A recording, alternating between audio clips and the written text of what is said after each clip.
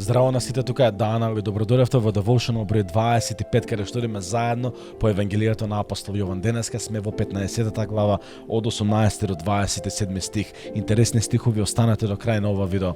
На овие видеа се молиме заедно, го читаме Божјиот збор, ја читаме Библијата и го споделуваме Евангелието, таа безвременска вечна порака која што го промени мојот живот и се молам да го промени твојот живот. И пред да продолжиме со читање на овие стихови, сакам да дозволите ми да се помолам за вас. Господи Исусе Христе, се молам за личноста од таа страна на екранот. Господи, се молам ти да го привлечеш преку твојот свет дух, Господи, да го привлечеш кон вистината, да ја привлечеш кон вистината твоја, Господи. Се молам ти да придвижиш во нивното срце сега, Господи, и те молам ти да го трансформираш нивниот живот, Господи. Се молам за заштита, се молам за ангели да испратиш вечерва околу нивното семејство, нивниот дом, нивните деца и блиски луѓе и нивниот живот, Господи. Да ти бидеш со нив, да они те спознаат како свој спасител, како свој Господ од оваа вечер. Исусе Христе, го молам сето ова во твоето семокно и величествено име. Амен. Во 15-та глава, почнувајќи од 18 стих вели: Ако светот ве мрази, знајте дека мене светот уште пред вас ме замрази. Да бевте од овој свет, овој светот ќе го љубеше своето, но бидејќи не сте од овој свет, туку јас ви избрав од светот, затоа светот и ве мрази. Помнете ги зборовите што ви ги реков јас. Ниеден слуга не е поголем од својот господар. Ако мене ме гоне, и вас ќе ве гонат. Ако моите зборови ги запазија, и вашите ќе ги запазат. Но сето ова ќе ви го направат заради моето име, зашто не го знаат оној кој ме испрати. Да не бев дошол и да не им бев зборувал, грев немаше да имаат. Но сега тие немаат изговор за својот грев. Кој ме мрази мене, го мрази и мојот Отец. Ако не бев направил меѓу нив дела какви што никој друг не направил, грев немаше да имаат. А сега и видоа и ме замразија и мене и мојот Отец. Но нека се изврши словото напишано во нивниот закон дека ме замразија без вина. Ако ќе дојде утешителот, кого што ќе го испратам јас од Отецот, духот на вистината, кој излегува од Отецот, тој ќе сведочи за мене, а и вие ќе сведочите бидејќи од почетокот сте со мене. Во овие стихови Исус најавува нешто, кажува една вистина која што јас ја нарекувам цена на учеништвото. Има цена за следењето на Господ Исус Христос. На крајот на ова видео ќе ти дадам можноста да ако не го познаваш Исус, да го запознаеш, да го повикаш во твојот живот и да го промени твојот живот уште вечерва, да започне една промена во твојот живот од денеска па се до последниот ден, додека сме живи на оваа земја. Сакам тоа што ми се случи мене, таа трансформација која што ја доживеав јас, растејќи од улиците на ова Скопје, од цивилото на ова Скопје, од пороци и од изгубеност, анксиозност и депресија и темнина длабоко во мене и самоубиствени нагони мисли, да тоа ослободување што го добив да го добиеш и ти, таа трансформација да ја доживееш и ти, дека има подобро нешто, дека надежта не е во подобра политичка структура, дека надежта не е во нова девојка, дека надежта не е во односи со некоја девојче или машко што не го познаваш, и дека надежта не е во алкохол, ниту во коцка, ниту во дрога, било каква опојна супстанца, не е надежта таму, ниту пак во пари, ниту пак во кариера, ниту пак во нова кола и така натаму. Надежта единствено доаѓа само во Исус Христос. Неколку глави претходно во Евангелие по Јован 7 глава вели дека јас сум живата вода. Кој желен нека дојде кај мене да пие, вели Исус. Има надеж, таа трансформација која што јас ја доживев, сакам и ти да ја доживееш. Но има цена на учеништвото. Цената е дека нема да сме и не сме најпосакуваните луѓе околу нас. И ова не зборам само за луѓето од другите религии, како например исламот, кој што е многу да речем строго го прогонува христијанството и моментално се случува тоа низ целиот свет. Сме сведоци на проблемите со мигрантите низ западните земји, а сега се отворија вратите во Македонија, така да треба да бидеме спремни за цената на учеништвото и за цената на следењето на Господ Исус Христос во секој момент, бидејќи не знаеме тоа што се случува надвор, кога ќе почне да се случува и тука.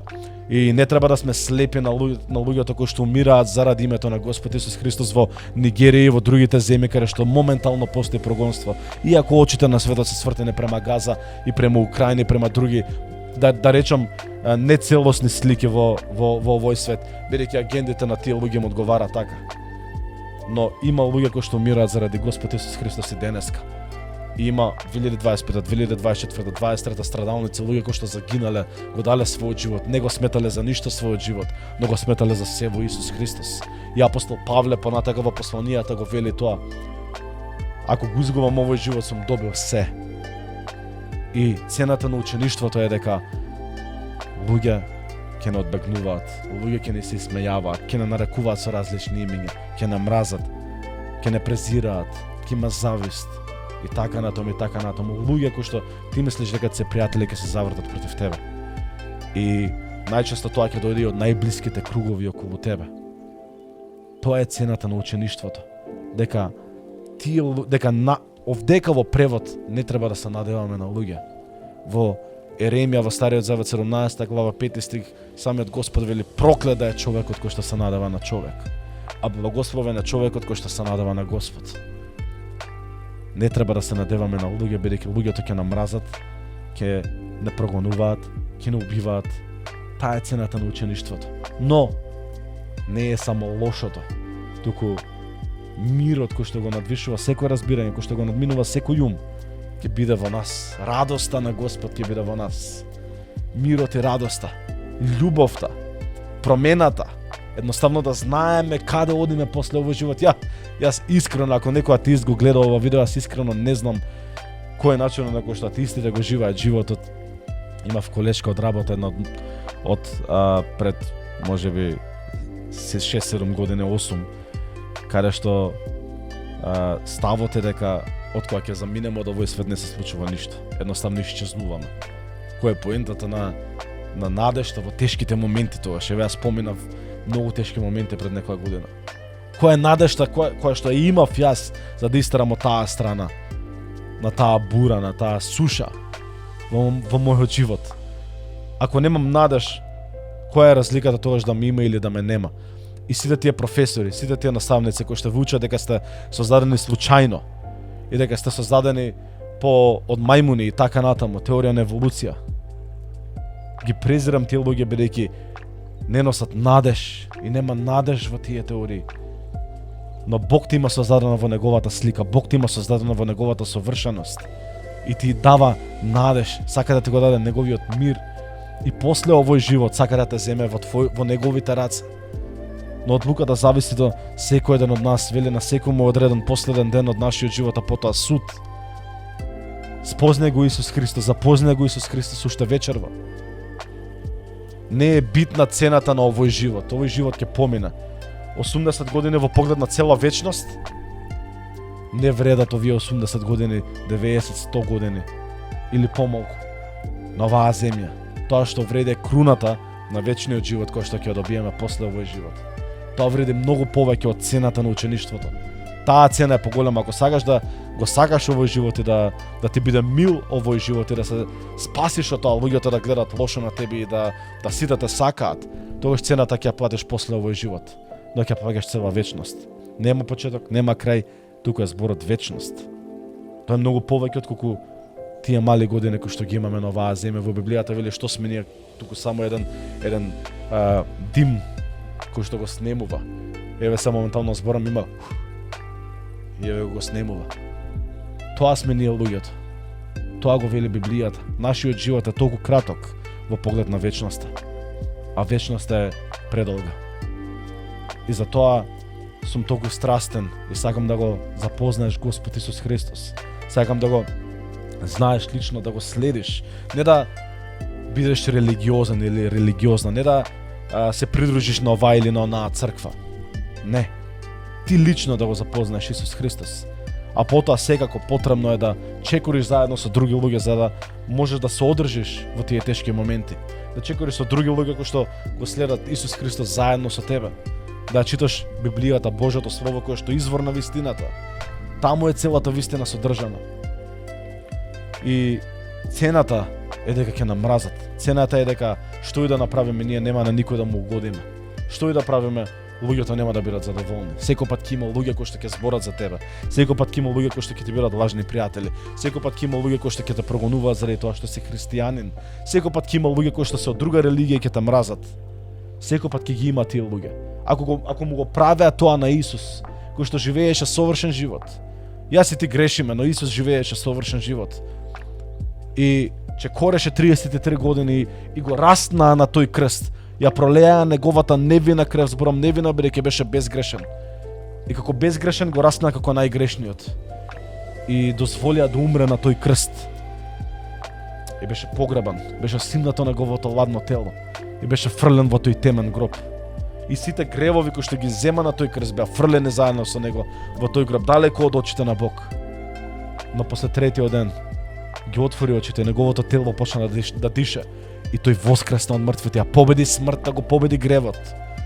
И че кореше уште 40 дена на земјата, имајќи стотици и стотици сведоци, за кои што има записи дека го виделе Исус Христос воскреснат. Реални луѓе, нормални луѓе, секојдневни луѓе кои што го виделе Исус Христос воскреснат. И на 40-тиот ден се вознесе од небото. Се вознесе на небото. И 10 дена подоцна го спушти Светиот Дух од небото. И тој Свет Дух сега може да завладее во тебе. Тој Свет Дух може да биде во тебе сега. Божиот Дух да биде во тебе уште вечерва. Само доколку веруваш во Исус Христос и доколку го прифатиш како твој Господ и Спасител. Господ значи да слушнеш од Него како треба да го живееш овој живот. Бидејќи кој може да каже подобро за твојот живот, што е најдобро за твојот живот, освен тој кој што те создал. Надвор од тој кој што те создал. Кој ќе знае? Нит јас ќе знам, нит твоите родители ќе знаат, нит па професорите на факултет ќе знаат, ниту пак работодавачот ќе знае, ниту пак вработениот ќе знае, ниту пак твојата сопруга или деца ќе знаат. Само живиот Бог кој што ти има создадено, ќе знае што е најдобро за тебе. Затоа доколку сакаш да го прифатиш Исус Христос, сега како твој Господ и Спасител, повтори ги овие зборови по мене. Господи Исусе Христе, признавам дека сум грешен и имам потреба од Спасител. Дојди во мојот живот. Исцели ме, обнови ме, сакам да те следам и научи ме како. Од вечерва, ти си мој Господ, ти си мој Спасител. И фала ти што ги опростуваш моите гревови.